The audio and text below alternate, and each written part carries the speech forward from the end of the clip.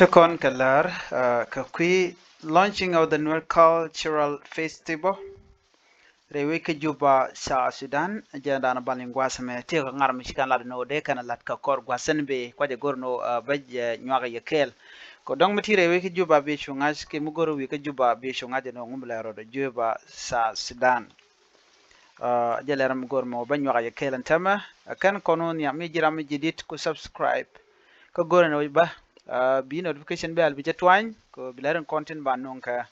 kanor online tv channel bu kan jamala shukaya gwaye an ler ban ngwasa me juba kire weke juba chala do te ka ngar nuare me bangar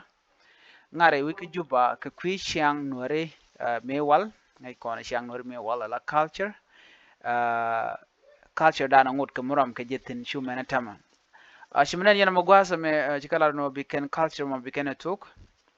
and culture bajalat ke jen shanka badak ke pairo ron kin dangro wi dangro di la run ke saturday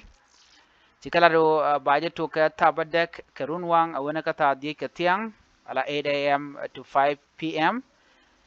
Ka shang da shanga badak ka pairo ron kin dangro di ne de content bulletin ngwasa mo ke la tin ba culture bajalat ke ji akobo ji nasir ji gwit ji koch ji ayot ji rup kona ji longoshuk ji panye jia ji nyirol ji mayandit ji ulang ji mayom ji fangak ji ler ji maywut kene uror chol kene di ala no biya gwa culture ka gwa same ko bana ngar me banje mangar kel bana ta danan den war konde ko nyam ko je na me ngar no use union kene den content ku jere alaka Chikalado official launch of the Nuer Cultural Festival Rewik Juba. La theme DNA Kani promoting our cultural heritage, fostering peace and advocating for justice and social change. Jenta dana chikan lel ka jeno jena dana ngarkantin. Shimnen yen gwada mene kan kukan promoting culture heritage dung Nueri. Nyok bajan baje jonya junubin tungwan ko ngai kono Nuer mi kan ngar la jor yala kana betin.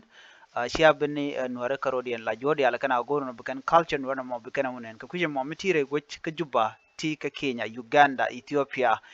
kiena gwada dan ti tene ki ti ka western world ka jino goro jeno be join bi goro no be shoban wala